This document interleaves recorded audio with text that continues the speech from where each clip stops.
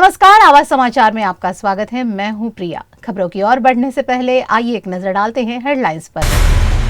पहलगाम हमले पर केंद्र सरकार ने अपनी गलती मानी, स्वीकार किया कि चूक हुई है। वहीं सर्वदलीय बैठक में प्रधानमंत्री की गैर मौजूदगी पर विपक्ष ने उठाए सवाल।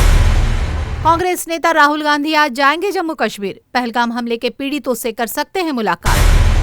पानी रोकना जंग को बुलावा देने जैसा, भारत सरकार के सख्त एक्शन पर पाकिस्तान का रिएक्शन।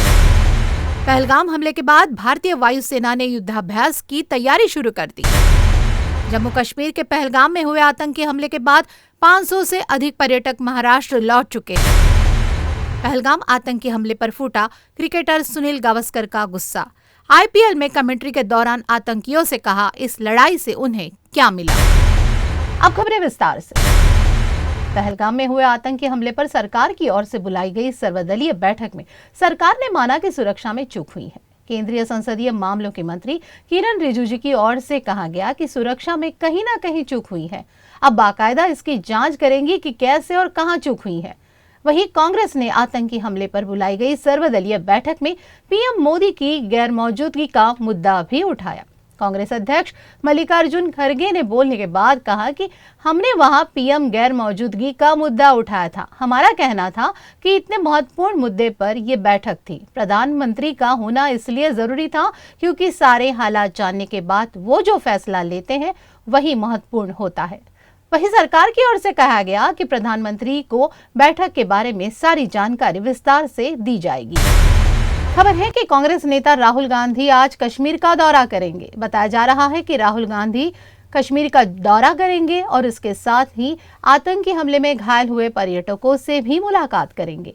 जब पहलगाम में आतंकी हमला हुआ था तब राहुल गांधी अमेरिका गए थे, लेकिन जैसे ही उन्हें आतंकी हमले की खबर मिली तो उन्होंने अपने अमेरिकी टूर को समाप्त कर वो स्वदेश लौट आए। वहीं अमेरिका से लौटने के बाद राहुल गांधी सर्वदलीय बैठक में भी शामिल हुए।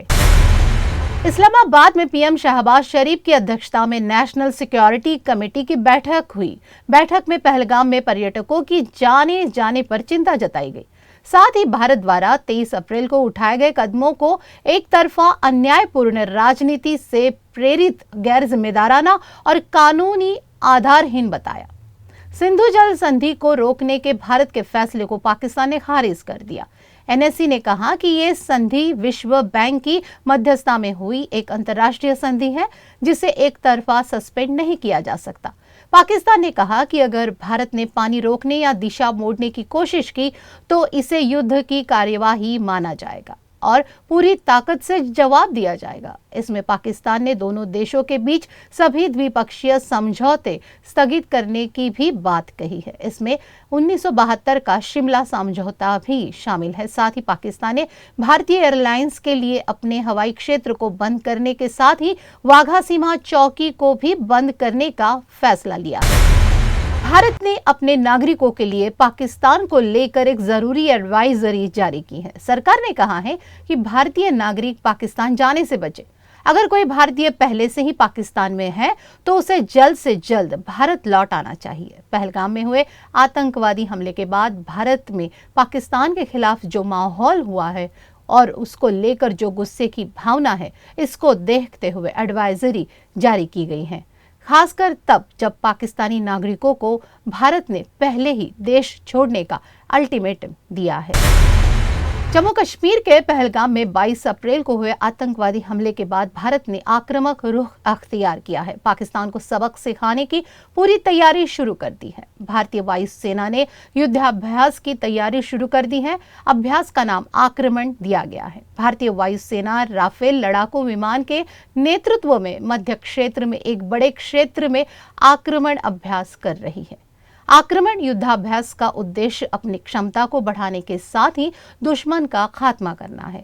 इस एक्सरसाइज में वायुसेना के टॉप पायलट्स भी शामिल हैं। रिपोर्ट्स के मुताबिक आक्रमण एक्सरसाइज के दौरान पायलट्स को जमीन और पहाड़ों पर स्थित टारगेट को खत्म करने की ट्रेनिंग दी जा रही है। आवाज समाचार में यहाँ लेंगे एक ब्रेक।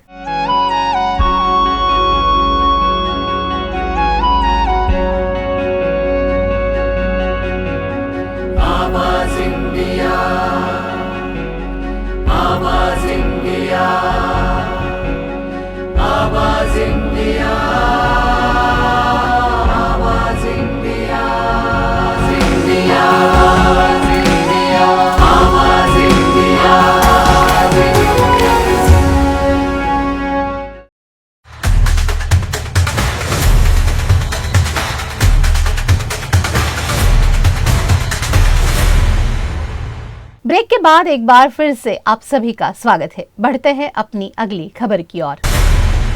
जम्मू कश्मीर के पहलगाम में हुए आतंकी हमले के बाद भारत और पाकिस्तान के रिश्ते और भी खराब हो गए हैं। अब पाकिस्तान की तरफ से विवादित बयान दिए जा रहे हैं। पाकिस्तान के कब्जे वाले कश्मीर के प्रधानमंत्री चौधरी अनवारुल हक ने भारत के खिलाफ भड़काऊ बयान दिया है। उन्होंने हमले का समर्थन किया और कहा कि यह हमला बलूचिस्तान में हुई घटनाओं का बदला है। हक ने पहलगाम आतंकी हमले को लेकर धमकी भरे शब्दों में कहा, मैं साफ साफ कहना चाहता हूं कि अगर खून बहाना पड़े तो भी हम पीछे नहीं हटेंगे। अगर तुम बलूचिस्तान में पाकिस्तानियों का खून बहाओगे तो इसकी कीमत तुम्हें चुकानी ही पड़ेगी। जम्मू कश्मीर के पहलगाम में मंगलवार को हुए आतंकी हमले के बाद महाराष्ट्र सरकार ने राज्य के सैकड़ों फंसे हुए पर्यटकों को सुरक्षित वापस लाने की पहल शुरू की है। इसके तहत गुरुवार तक कश्मीर से अब तक 500 से अधिक पर्यटक महाराष्ट्र लौट आ चुके हैं। साथ ही शुक्रवार को 232 और पर्यटक विशेष फ्लाइट से लौटेंगे। बता दें कि बीते मंगलवार को पहलगाम में हुए आतंकी हमले के चलते देश भर में आक्रोश का माहौल है। इस हमले में 28 लोगों की जान चली गई, जिसके बाद से वहां घूमने गए पर्यटक लगातार रूप से अपनी वापसी की मांग कर रहे हैं। हालांकि हमले के बाद से अब तक लगभग 14,000 यात्रियों की वापसी हो चुकी है। महाराष्ट्र में विधानसभा चुनाव के बाद मतदाता सूची और मतदान प्रक्रिया को लेकर लगाए जा रहे आरोपों पर भारतीय चुनाव आयोग ने स्पष्टीकरण दिया है। आयोग के स्पष्टीकरण के अनुसार चुनाव प्रक्रिया में कोई त्रुटि नहीं थी और चुनाव सभी कानूनी प्रावधानों के अनुसार आयोजित किए गए थे। चुनाव आयोग ने ये सफाई ऐसे वक्त पर जारी की जब लोकसभा में नेता विपक्ष राहुल गांधी ने अपने विदेश दौरे में महाराष्ट्र चुनाव में गड़बड़ी का जिक्र करते हुए सवाल उठाया था। राहुल गांधी ने इससे पहले दिल्ली में MVA के घटक दलों के नेताओं के साथ भी एक प्रेस कॉन्फ्रेंस की थी। जम्मू कश्मीर के पहलगाम में 22 अप्रैल को हुए आतंकी हमले से पूरी दुनिया में पाकिस्तान के खिलाफ गुस्सा है। इस गुस्से का असर क्रिकेट जगत में भी देखा जा सकता है। कई क्रिकेटर पहले से ही इस कायराना आतंकी हमले की निंदा कर चुके हैं। अब टीम इंडिया के पूर्व दिग्गज बल्लेबाज सुनील गावस्कर ने भी आतंकियों को खूब सुनाया है। उन्होंने अपना गुस्सा IPL में कमेंट्री करते हुए जाहिर किया। सुनील गावस्कर ने कहा, जिन लोगों की हमले में जान गई है, मैं उनके परिवार वालों के प्रति संवेदनाएं व्यक्त करता हूं। इस हमले का असर भारतीयों पर हुआ है। मैं ये हमला करने वालों से और जिन लोगों ने उनका साथ दिया उनसे सवाल करना चाहता हूं कि इस लड़ाई से उन्हें क्या मिला। उन्होंने आगे कहा कि पिछले 78 सालों में एक भी मिलीमीटर जमीन इधर उधर नहीं हुई है, ना ही 78,000 सालों में कुछ बदलने वाला है, तो हम शांति से क्यों नहीं रह सकते। यही मेरी अपील है। IPL 2025 के 42वें मैच में रॉयल चैलेंजर्स बेंगलुरु ने राजस्थान रॉयल्स को 11 रनों से हरा दिया। गुरुवार को M चिन्नास्वामी स्टेडियम में खेले गए इस मुकाबले में टॉस हारकर पहले बल्लेबाजी करने उतरी RCB ने 20 ओवर में 5 विकेट खोकर 205 रन बनाए। जवाब में राजस्थान की टीम निर्धारित ओवरों में 9 विकेट खोकर सिर्फ 194 रन ही बना सकी। इस सीजन RCB को घर में पहली जीत मिली है। राजस्थान रॉयल्स की ये लगातार 5वीं हार है। आवाज समाचारों में फिलहाल के लिए इतना ही। आप देखते रहिए आवाज इंडिया।